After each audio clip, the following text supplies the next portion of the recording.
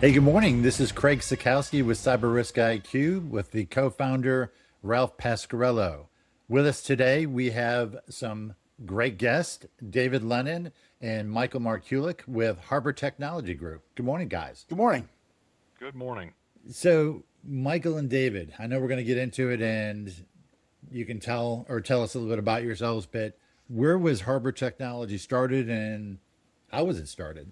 Yeah, it's not to give you the whole long, sordid history, but I was CEO of a cybersecurity software company selling primarily to the federal government and large financial services. We sold that company to private equity about 15 years ago. Myself, my partner Matt Webster started trying to figure out what was next. I did a lot of speaking on cybersecurity. We talked to a lot of small business owners and realized that there was a gap between what large enterprises and the federal government were doing for information security and what small businesses were doing. And I use this as an example. You have Bank of America that has almost unlimited resources that it can pour into its compliance and its information security and privacy programs. And then on the other end of the spectrum, you have Hopewell Valley Community Bank. They face the same federal regulations, they face the same requirements in terms of protecting data. The difference is they lack the resources, they lack the knowledge, they lack the experience to really implement a information security program. That was the genesis of Harbor. Harbor came together to really help close the gap, to help solve that problem. Take some of our experiences with the federal government and large enterprise and right size it for small and medium businesses. And we've been at it for about 10 years. So, Michael, give us a little bit about your background. I mean, how Sure. did you get started? And I got started in the Army. The Army taught me how to blow things up. Not very useful skill, but as a combat engineer, I got out, eventually got into the network management field, kind of cut my teeth at AT&T, and then was what I'll call a serial entrepreneur. Went on from there to join a Bell Labs spinout company, Lumeta, that I was just describing, where I, over a couple of years, moved into the CEO role. I've been around network management, network security for 25 plus years. It's been an interesting journey. I got to say, I bridge that gap between technology and business. Most of my conversations focus on kind of the risk problem that small and medium sized businesses face. So I would say if I have expertise, it's really in risk and compliance management. But that's kind of who I am. David, why don't you give a little of your background? Good to be here, guys. So, as Michael had mentioned, he was CEO of Lumeta software development company, focused primarily on doing a lot of work with government. That's where Michael and his partner Matt and I met. So we go back 20 plus years. After the company was sold, I stayed on a bit and helped to run largely our government business. So the focus has been much with doing compliance work, then cybersecurity work for defense contractors. And the position that Michael described for the financial institutions is very similar to defense contractors. The Northrop Grumman's and the Lockheeds have the untold budget and teams to do the work, but the mom and pop shops that are doing manufacturing or critical work in the same industry, in the same vertical as a defense contractor, don't. So bringing that work that I had done previously over to Harbor, I've been here about a year now, it was a natural progression, and it really was a good opportunity to take that sort of macro knowledge and that macro work across doing that project management work for those clients and doing the same thing for small and mid-sized businesses, which again, they have the desire, they want to do the right things the right way, but they just lack the teams and in most cases the capacity to do it. Really, it was just a great opportunity to kind of get back to working with these guys after having done so for 20 plus years. I know everybody knows the infamous Ralph Pasquarello, but Ralph, why don't you give just a little bit of detail about your background and a little bit about the journey with CyberRisk IQ? I spent 25 years in printing industry, traveling around the globe, and then 15 years writing cyber insurance and quantifying a lot of that stuff for companies, different companies, all sizes, and quit the insurance business 3 years ago, and we started up CyberISKIQ. It's been a wild ride for us. So we're just fixing what needs to be fixed, which we have seen in the industry for years. I know Go ahead, we were Craig. talking earlier in the week. AI is reshaping the corner of technology. With boots in the ground, where do you guys see the industry going with AI and what problems or opportunities are you guys running into?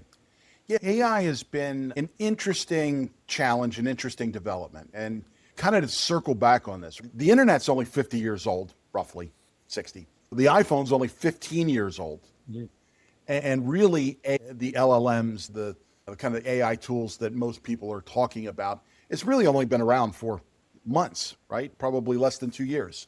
So it is a disruptive technology, just like the internet, just like mobile phones. And as any disruptive technology, we see early adopters, folks that are very leaning into it and embrace it. We see folks that are dabbling, businesses that maybe have some AI initiatives, maybe some stuff tied to marketing. And then we have folks that are afraid of Skynet and don't want to touch it.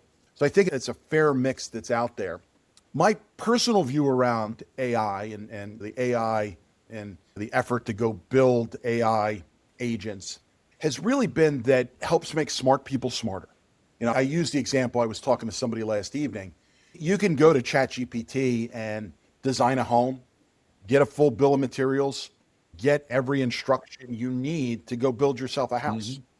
But if you've never swung a hammer, if you've never actually pulled wiring, you're going to struggle to build a house, right? So it's not going to make a layman a doctor. It's not going to make an experienced or an inexperienced, just out of college, computer science major into a CIO.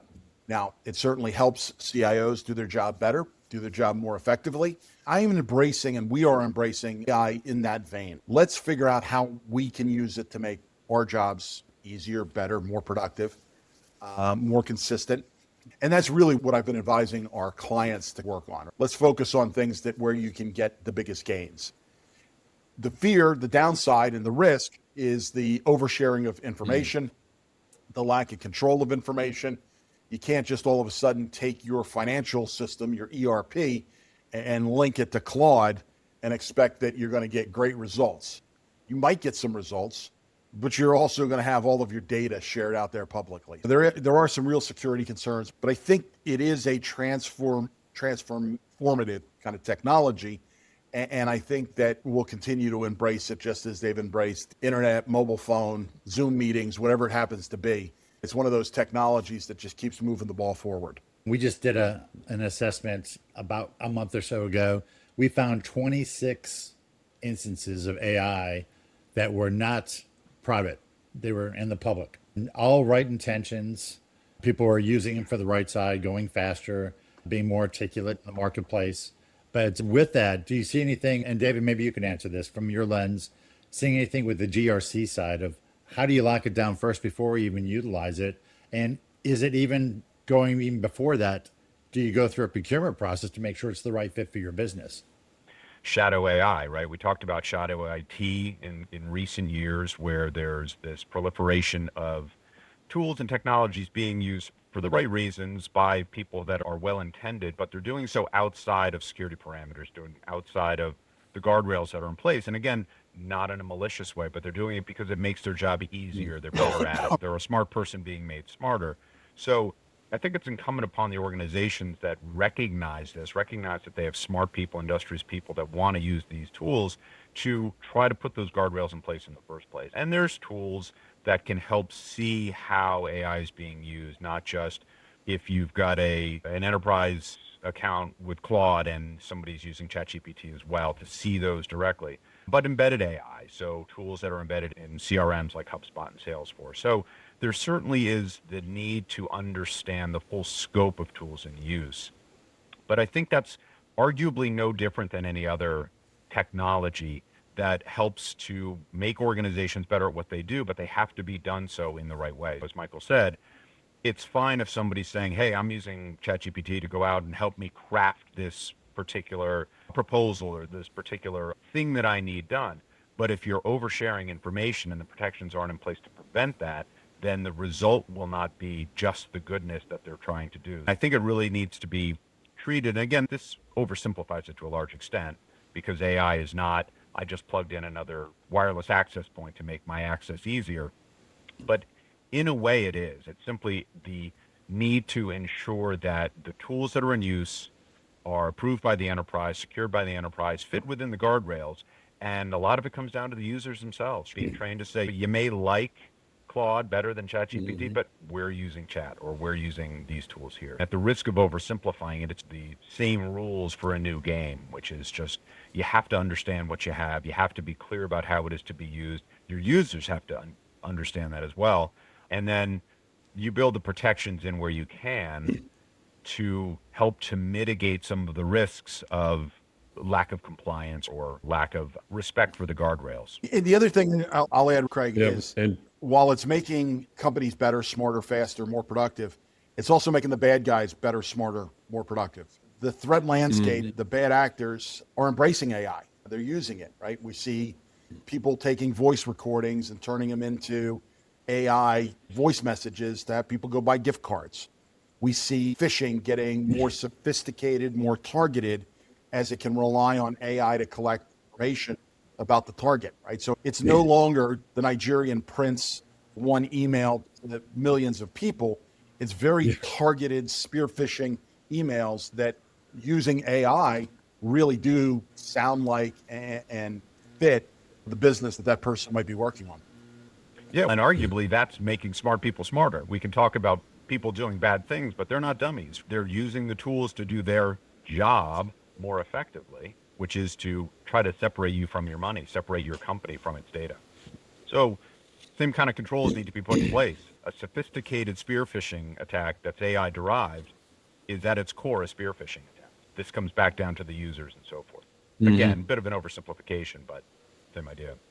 so from our point of view, what concerns me, and I think what concerns a lot of the insurance carriers too, is look, if there's a breach and it's caused by AI, how do we handle that? How do they handle that? Are they going to exclude that? Are they going to ensure that? The social engineering aspect of it, the phishing and whatnot, is covered by commercial crime policies. That's a totally separate policy than a cyber policy. So the commercial crime will handle things like that. But what I see is they're going to tighten up, let's call it the top 12 insurance carriers for cyber, the big guys that are meaningful.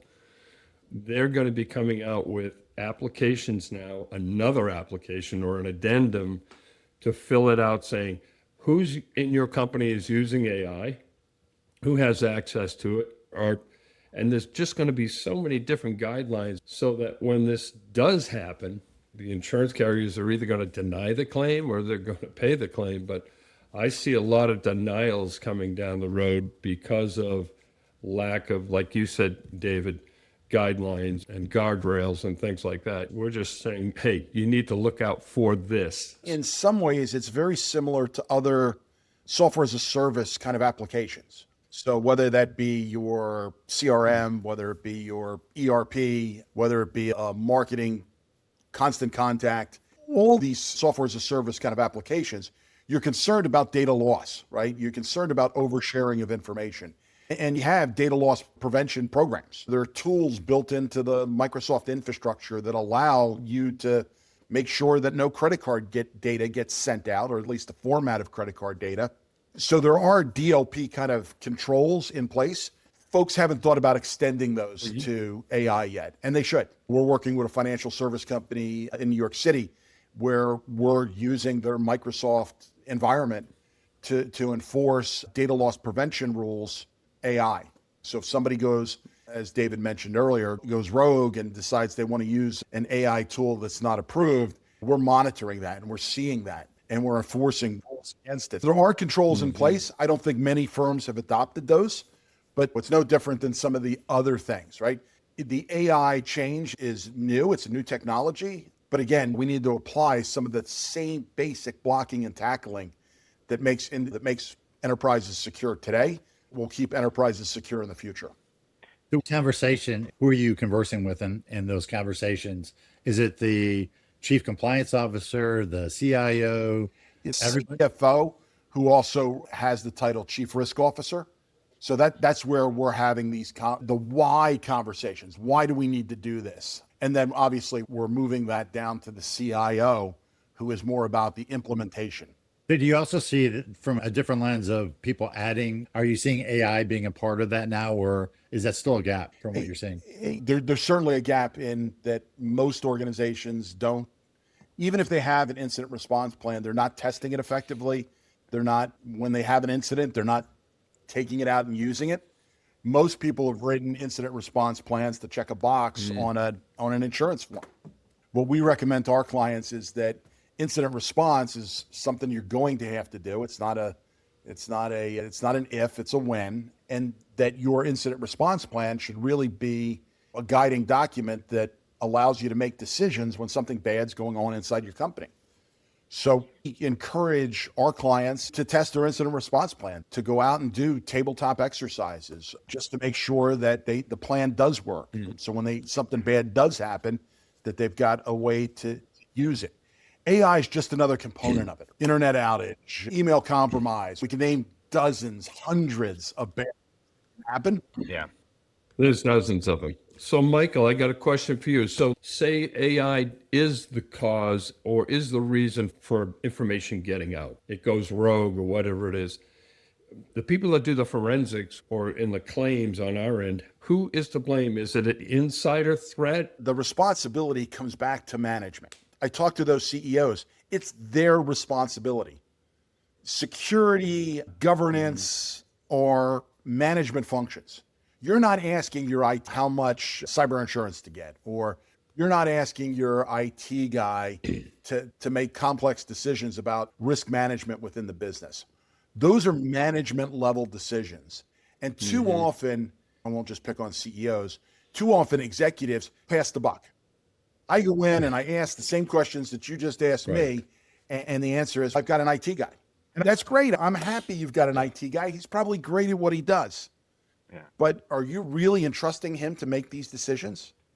Is it negligence then when they come back and they say, hey, we're going to pay this claim? I think you've got to What go are they back gonna- and blame it on management, right? We manage our finances down to the penny, Yeah. right? If I ask the same CEO or same CFO how they handle proprietary data, they can't answer that question. So I think there's a little bit of a knowledge gap. I think there's a little bit of a responsibility gap. But ultimately, it is at the executive level where this needs to start. You've got to train your employees. You've got to set up policies and procedures, those guide rails. You've got to monitor this.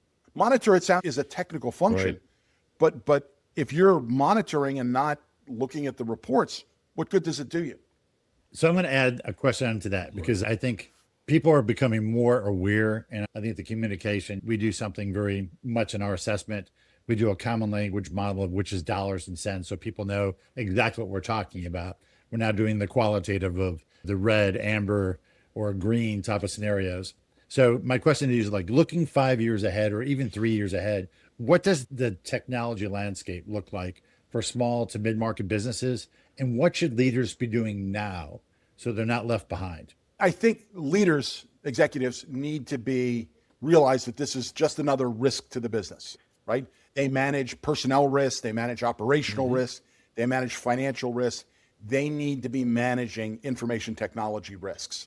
So it just needs to be part of their overall risk management kind of strategy. So we'll start there.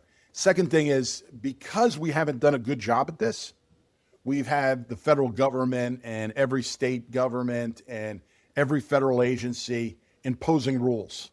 So we see information technology is the most regulated, over-regulated. We spend more time on compliance than we actually do building good security. And that's because we haven't built good security in the past, right? So I think what you're going to continue to see is enforcement of things like CMMC, where you can't do business with the government unless you prove beyond a reasonable doubt that you have all these necessary controls in place. So I think we're going to continue to see that as a trend, right? Regulatory compliance is not going to go away. And I think business owners are waking up to the fact, and Ralph brought it up, it's a basic equation. Take your revenue that you have for a year, divide it by 250 days, and that just starts the loss clock if you're down for a day or 2 days, or somebody like Land Rover that was down for almost a month. Imagine an organization like Land Rover, they're approaching $1 billion in losses from a ransomware breach because of lost productivity, lost wages, recovering, blah, blah, blah. But for small and medium size businesses, take your revenue, divide it by 250, and assume that you're shut down for a week. What does that mean to you? And if that's $100,000, could your business sustain a $100,000 loss? And if not, you need to start to think about things like cyber insurance to help mitigate that when it does happen. Yeah. The average is 25 days right now, and actually breaching almost 30 days. We have had clients that are down for 4 months on paper. 4 months. So everything was wiped out. The backups wiped, everything was wiped out. 30 days. But that's just the beginning too, Michael, because the paying a ransom and getting back on your feet can take a year. It's dust that just keeps coming after the stagecoach stops. And there's an interesting point that we kind of, I don't want to say we moved past, we talked about a bit. It's not a technology problem, as we just agreed. Ralph used the term blame, and from a forensics perspective, it's easy to drill down and to say, here's the technical bit that wasn't flipped from a 0 to a 1, or here's the technical issue that came about. But in the end, it's, as Michael said, it's up to executive management to take responsibility for that, because ultimately the IT guy is not responsible for the revenue loss. They may have been responsible for failing to flip a bit, or maybe even not. Maybe it was some exposure that was outside of their control, but the risk to the business is not at the IT level. That may be one of the elements of the issue, but it has to be looked at holistically. And it's been said time and time again, cyber risk is business risk. That's really the way it has to be approached. And to your question, Craig, about what's it going to look like in 3 years or 5 years, it's going to look vastly different because of the advances in AI, and arguably exactly the same as it does now, because the risks are still the same. Losing data, losing credibility, losing customers, losing revenue, losing production. The same problems are going to exist. It's how do we prepare and build a resilient organization? How do we ensure that whatever tomorrow's incident is mitigated or covered by an incident response plan that isn't here are all the risks that could possibly happen, but it's here's how we deal with it from a process and a procedural perspective when something does happen. Again, I think there's a trend line through here, and I think organizations would be well served by just thinking these things through, mitigating the risk, quantifying them, putting dollars on them, figuring out what are the big ones that they need to solve first. I think Moore's law is no longer in realization. Things are happening no longer in 2 years, 18 months, and so on. Heck, it's down to hours. So just wrapping up and closing thoughts, what pieces of advice will you give to businesses?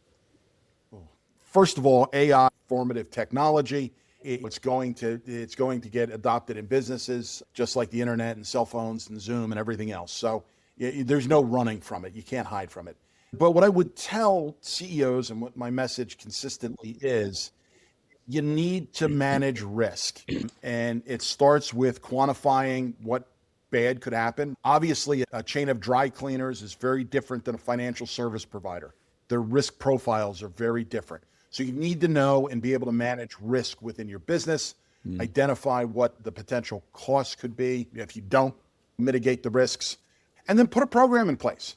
And it doesn't have to be perfect, right? I'm not sure that internet security or cybersecurity kind of follows the laws of the jungle, but don't be the slowest gazelle, right? Don't be the most vulnerable business on the block. And continue to improve your program over time, right? That's a maturity model, again, that the Department of Defense is focused on is, look, we know that we're going to have gaps. We just got to make sure that we've got plans in place to address those gaps. And again, CEOs do this with finance. They do it with operations. They do it with HR. Why can't we apply the same discipline, the same methodology, the same KPIs to IT and information security? Yeah, and it's not one and done. You're doing those calculations financially and strategically for your business all the time. If you're not doing the same thing from a cybersecurity perspective, the sort of the through line of this conversation is AI. It's going to provide vastly new and different and both complex under the hood and super simple ways for the bad guys to come at you. So you need to be constantly vigilant, paying attention, modifying your plans, exercising your incident response plans, doing tabletop exercises. The more continuously prepared you are for whatever might come down the road, the better equipped you'll be when it does. Because as Michael said, it's not if, it's when, right? Everybody's a target. Yeah, great points. Great points. Thank you guys for today. If somebody wants to get a hold of you, how do they reach you? Our website, Harbor, is probably the easiest way to reach out to us. We're also available on LinkedIn. We blog. We've got all kinds of information out there. So yeah, look us up. You'll find us, and easy enough to connect to us. And always happy to take a call, talk about information security, especially with small and medium-sized business owners that face these challenges. Yeah. And I think there's that fear on the part of those small businesses. I can't afford it. I'm just not going to do it. Talk to us. You just got to start somewhere. Can't afford not to call you and do something 100%. about it. There you Start go. baby steps. At least Absolutely. take that step. But gentlemen, thanks very much. Ralph and I want to thank you again, and we look forward to having another productive week. Safe out there. Absolutely. Oh, good. Thank you.